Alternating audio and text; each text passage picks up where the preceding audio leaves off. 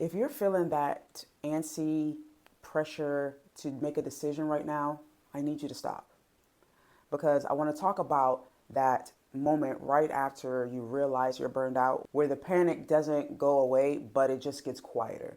And by panic, I don't mean a frantic panic. I mean that pressure to move, get going, giving you that feeling, I don't want to fall behind. That pressure. That's the panic. It stops yelling and being noisy, and it just starts negotiating with you. You start telling yourself that you need to be responsible. It even gives you that feeling that you are showing good faith with that responsibility talk. Like, okay, I need to figure this out. I am capable. I know what I'm doing. I need to get this together. When you decide too fast after burnout, you're not choosing clarity at that moment. You're choosing relief. You just want to make it stop. Who wants to feel discomfort, right? No one. But relief is not the same as direction. For anyone who spent years and decades not listening to their body, not listening to their spirit, not listening at all to what those they're trying to tell you, you measured yourself by worth. You measured your worth by the progress that you've made. That quiet pressure can feel more dangerous than the burnout itself. So just pause for a second. Because the problem right now isn't that you don't know what to do, it's that you don't trust what you're hearing being said inside. You don't trust the stutter step, hesitation. You don't really trust the feeling of relief that you're feeling when anything has been taken off your plate. You know, you're skeptical about it.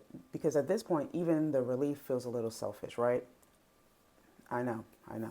I'm not saying that it's a crazy thought, because for a long time, hesitation wasn't even something that you could afford to do. Listening to what was happening on the inside wasn't practical for the types of situations that you found yourself in.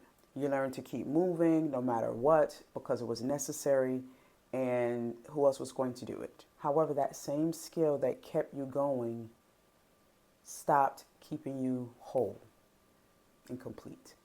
For a lot of us, urgency doesn't look or sound like what we typically think of or envision when we think about panic. It sounds more like, I do not have time for this to be happening in my life right now. But most of the time, that fear isn't really about time. It's about who you think you are. It's about identity. Who am I if I can't make progress or contribute? Who am I if I pause and nothing is there to replace what I was doing, what I've been holding together this whole time? So what do? We rush back into productivity. And your faith doesn't ask for you to rush clarity. It asks that you trust God enough to know that He doesn't waste moments, including this one that you're in. If He designed your body with innate signals, then ignoring them is not discipline, it's distrust. And surrendering to the idea doesn't mean that you're undisciplined. It doesn't mean you need to stop everything. But you do need to let go of the idea that forcing things is going to make your direction clearer. And of course, that's going to be challenging when you've considered doing all of that as your responsibility. After burnout, everything in you starts making noise. It starts talking. And the mistake we make is that we think that the loudest of them is the direction. And here's what it might sound like. Other women are moving forward. Why am I still stuck? I'm sure they've gone through this. They've gotten over it and they've moved on. Guilt shows up to the party far earlier than you anticipate or realize before you've even decided anything. Signals sound a little different. It shows up as relief after you've gotten some things removed from your plate. Or maybe it even shows up in your life as a quiet heaviness after maybe you agreed to something. Looks good on the outside, but really you should have probably passed on it. What you won't feel is rush. Listening to that internal signal, it's not going to rush you. Noise, that will rush you. That chatter, that will rush you. And for me, that probably was the hardest part. It was coming to the realization that my ambition was sounding like responsibility. You know, I wasn't listening to the truth that was being spoken inside me. I wasn't listening to what God was trying to tell me through what was happening. I was listening for the reassurance that I wasn't falling behind. You know, I'm from that camp, the I don't want to fall behind camp that I spoke of earlier. That's where I was. It's hard to break those long-term habits that your body has acquired after so long. But every single time I chose to speed up instead of stepping back and listening, it did not go well. It wasn't progress. I wasn't making progress. And I was just causing myself more confusion. So that's when I figured out, okay, what you are doing is not helping you. You need a different plan.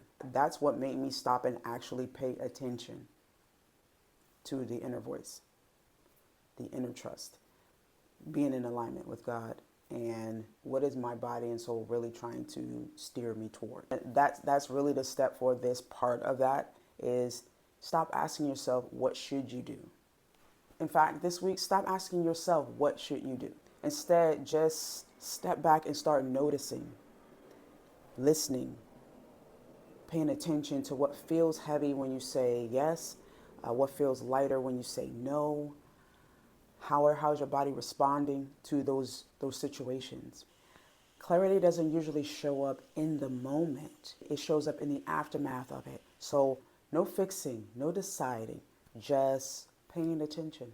Let go of the idea that you're behind or off schedule. This season is about learning to listen again. And that requires honesty more than speed. Trust, that inner trust, it rebuilds gradually. It comes back when we stop forcing the answers. It has its own time. The Creator's timing is so much better than your rush. This be a week for listening and not deciding. Check out these videos right here. God willing, I'll see you in the next one.